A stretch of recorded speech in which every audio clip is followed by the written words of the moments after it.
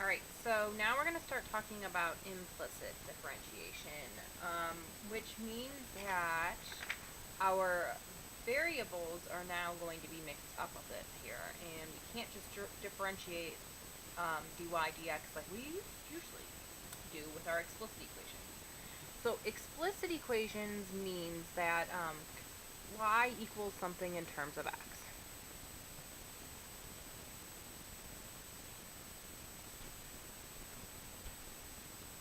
So we know that when we go to do this, y and x are separated, so dy dx is just going to use some of this chain rule here, and we'll drop down the 1/2, have a negative 1/2, and have a 2x out back, or this one is just 6x plus 2, or 1, or the derivative of the sign is the cosine.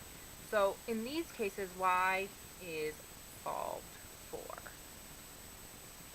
That's what we've been looking at. But today we're going to start looking at implicit equations. So implicit equations means that y and x are mixed. And sometimes you can solve for y pretty easily and then just do it explicitly like we've been doing, but sometimes you can't, and you're going to have to know how to implicitly do it. So in these cases, y is not solved for. So you have to use implicit differentiation, and we'll talk about what that means in just a second here. So sometimes, like I said, you can just solve this and make it explicit by dividing here. You could just divide by x, or here you could solve this one and get y equals plus or minus the square root of x squared plus 2. So although that makes this one a little bit easier, you still have to do two separate derivatives here because it's plus or minus. So you could do this implicitly, or you could use explicit here. Now, it's almost impossible. It is impossible here, but it's impossible sometimes to get that, to separate the x's and the y's. So in this case, you need to understand how to use implicit differentiation. So implicit differentiating means when differentiating with respect to x, dx, any variable except for x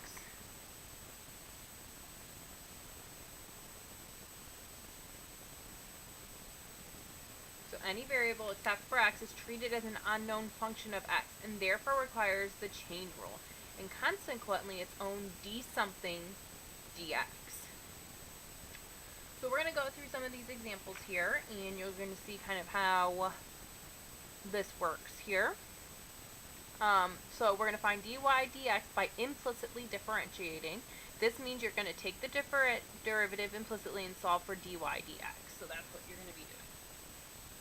So the first thing you need to realize is that you are doing this in terms of d dx, which means that it's in terms of x. So if it's in terms of x, you don't need a dx over dx when you do the derivative of x, but you will need a dy dx as you're doing the derivative of the y, because we are not doing this in terms of y. So we take the derivative like normal. So we drop the 2 down, and we get 2x to the first. Again, we don't need to write dx over dx because, well, that's 1, and that's not necessary. Plus, we get 2y, and we're using that chain rule, so we're doing dy in terms of x. And then the derivative 9 is just 0. So the next step here, once you have this, is to solve for dy dx, which means that we need to subtract the 2x over,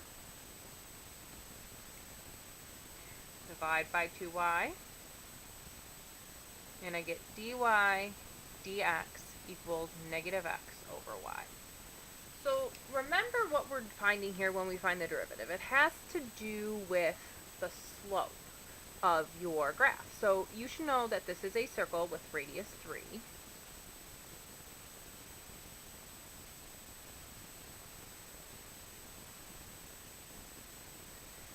And we are just looking for what our slope is at any point along our circle. So in this case here, though, instead of it just being in terms of x, we have it in terms of the x and the y. So both x and y are positive here, but our slope is negative, so that makes sense that this is negative. So it just has to do with the slope at any tangent around this circle, or any tangent around your function, or your equation, whatever you're doing of it. Okay, so the next one, as you're looking at this, make sure you're scanning through what you have when you're doing implicit differentiation, or any differentiation for that matter. Because in this case here, you'll notice that you have a little bit of the product rule. So you need to make sure you're using those rules correctly in order to do the problem correctly. Remember, you're doing this in terms of x, so you don't need dx over dx, but wherever we see a y, you need a dy dx. So we start here. We take the derivative of the first times the second plus the first times the derivative of the second. Well, the derivative of y is 1, but we need to have a dy dx because we are differentiating in terms of x.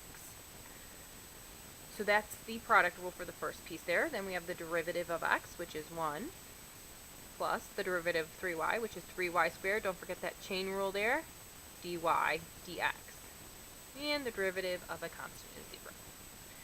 So your next step here is to get dy dx by itself. And since you have two terms that have dy dx in them, you're going to need to keep those on one side and get the other terms that don't have dy dx on the same side to the other. So I'm going to keep the x squared dy dx plus 3y squared dy dx on this side. And I'm going to subtract over 2xy minus 1.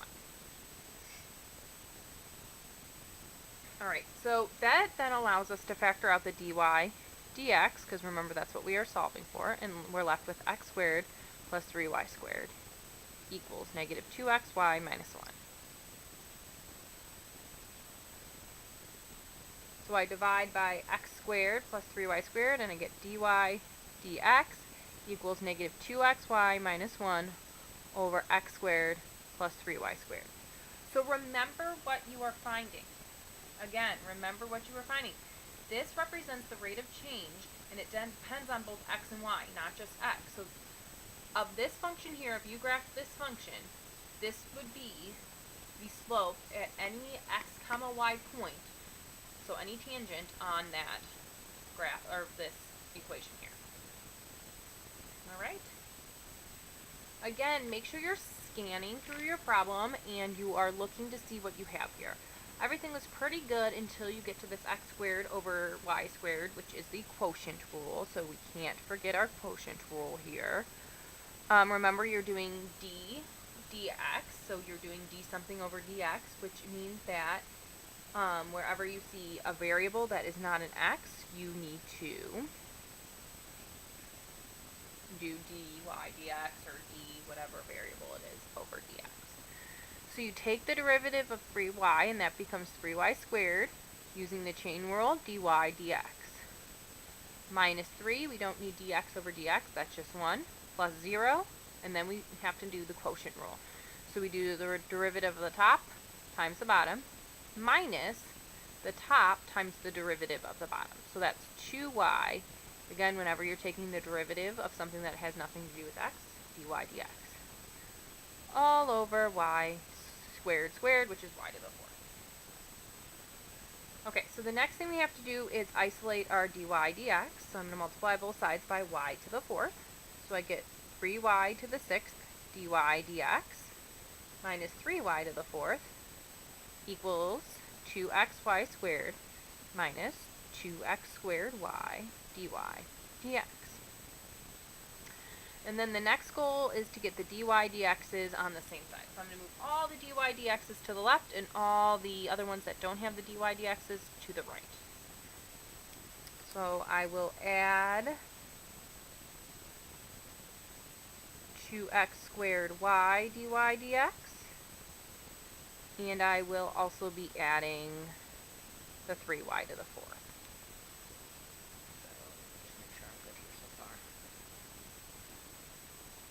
Alright, so then you can factor out dy dx.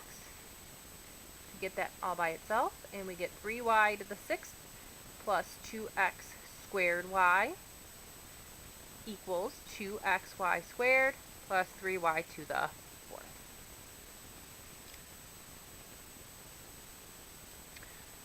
Alright, and then we can divide. So dy dx equals 2xy squared plus 3y to the 4th over 3y to the 6th plus 2x squared y.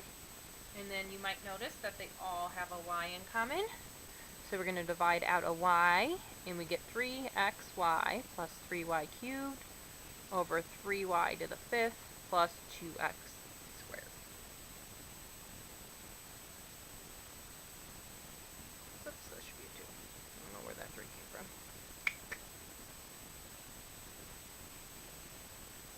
Alright. So those are some of the first ones there. So this one says find dy dx given the equation sine x plus cosine y equals 2y. So in this one, they are just having you practice your trig derivative. So just remember it's sine, cosine, negative cosine as you're doing those. And since it's always in terms of x, you're finding d dx, which means that you don't have to do dx over dx, because that would just be 1. So you just have to worry about putting a dy dx anytime you have a y. So the derivative of the sine is the cosine, so cosine x, plus the derivative of the cosine is the negative sine y, but since we just did the derivative of y, we need to say dy dx equals 2y, which is 2 dy dx. So then we have to isolate our dy's dx's, so I'm going to move the sign over by adding it.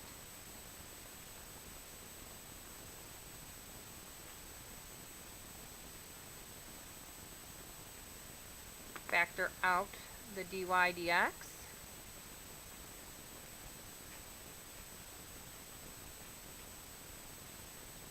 And divide.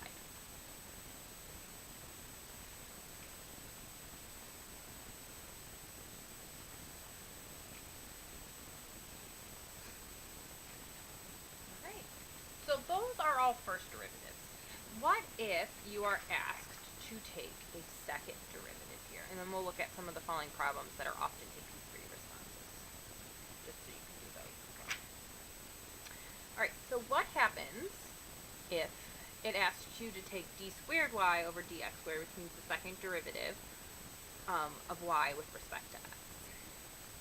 So the first thing you have to do is realize that this is going to be implicit because our x's and y's are mixed together. So whenever we take the derivative of our y, we're going to have to do dy dx. So the first thing you have to do is take the first derivative. The derivative of 1 is 0, and then we have some product rule here to make sure we're doing. So we take the derivative of the first, which is negative x, so that would be negative 1 times the second plus the first times the derivative of the second. So the derivative of y is 1, so that's dy dx. Equals the derivative of x, which is 1, minus the derivative of y, which is 1 dy dx. So then we know we need to isolate our dy dx's. So I'm going to have negative y minus 1 equals x dy dx minus dy dx.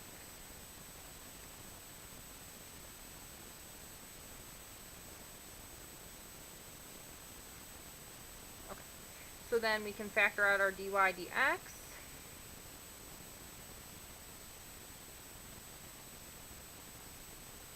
And divide. But the problem here is it didn't ask us to find the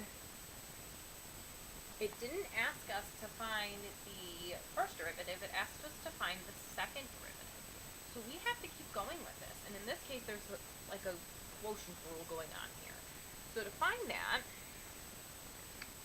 we're going to do d squared y over dx squared here. We have to use the quotient rule. So you do the derivative of the top times the bottom minus, oops, I forgot my dy dx, negative 1 dy dx. Since it's in terms of x, we don't need dy or dx over dx, but we do need dy dx, so that's what that is there. Minus the top times the derivative of the bottom, which would just be 1, and we don't need a dx over dx, all over x minus 1 squared.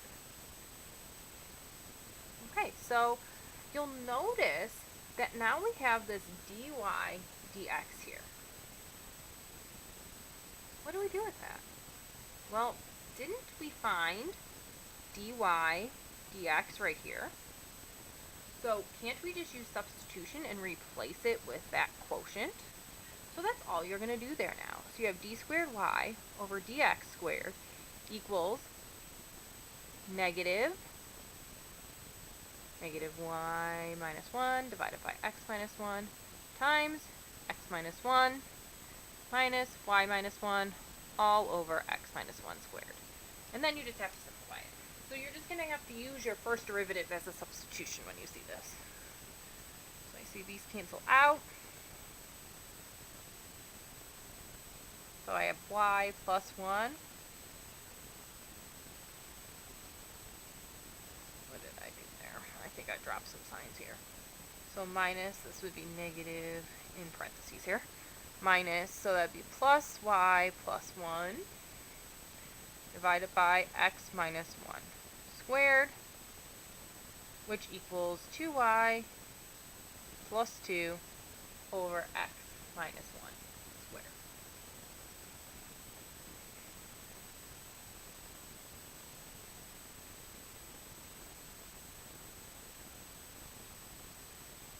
All right. So let's look at some problems that the 8P often uses as a free response so that you guys can see what it's for. Alright, last one.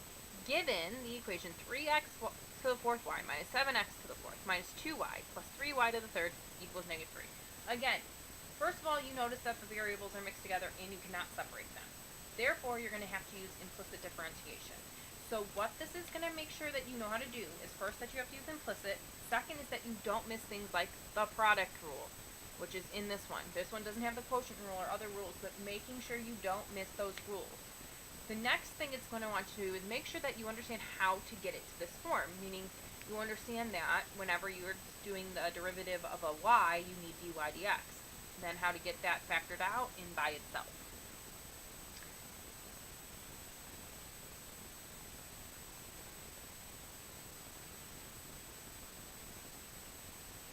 Okay, so we take the derivative of the original.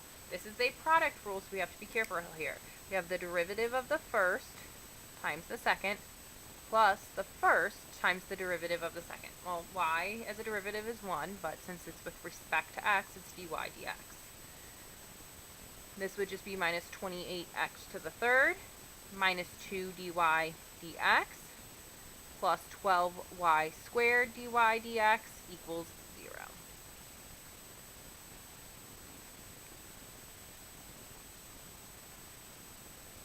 So that is the first step. The next step is to separate. So I'm going to keep my dy dx's on this side here.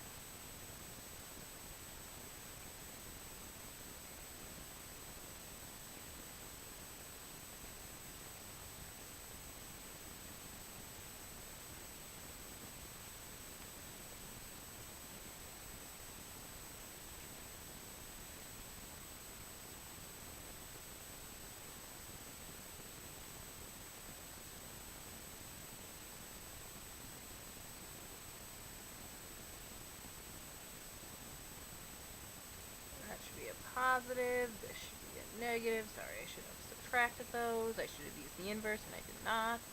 Okay. Then we factor out the dy dx.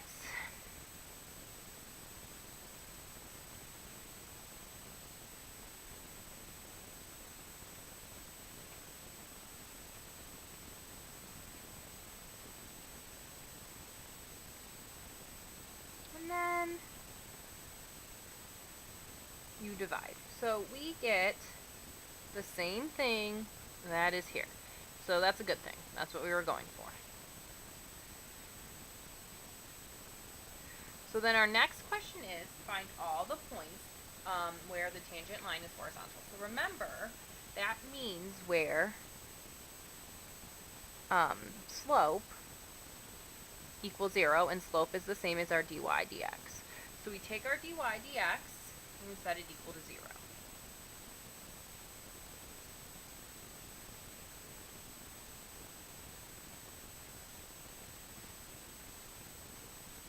We multiply by the denominator, and if you multiply anything by 0, it's 0. So we get 0 equals negative 12x cubed y plus 28x cubed. And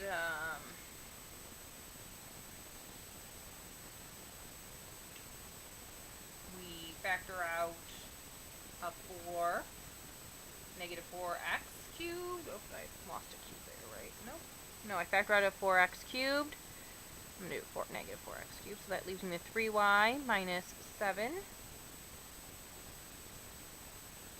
And then I need to know when negative 4x cubed equals 0 and when 3y minus 7 equals 0. So I have x cubed equals 0 when x is 0, and y would be 7/3. So then we have to go back up to our function here and substitute those values back in. So I'm going to start with x being 0 because that's a little bit easier. Do that down here. It's going to be kind of all together here. But so that's 0, 0, negative 2y plus 4y cubed equals negative 3. So I can't really solve this without doing anything. So I'm just going to take my calculator out. I just want to know when that's 0. So I'm going to plug in 4y cubed minus 2y plus 3, and I want to know when it's 0. So I'm going to put in an equation for 0. Graph both of those, and I am just going to look for, do second calc or second trace, and find the intersect, which is 5. I'm going to look at one of my curves, the other one, and then I'm going to take a guess. I just did that wrong, sorry. I just hit the button.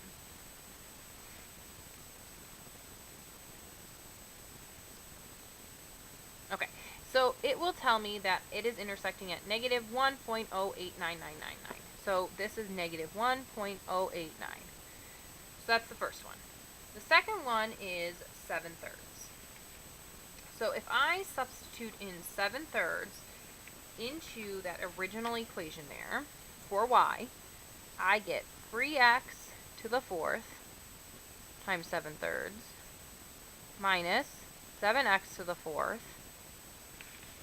minus 2 times 7/3 is negative 14/3 plus 4 times 7/3 squared, or cubed, equals negative 3.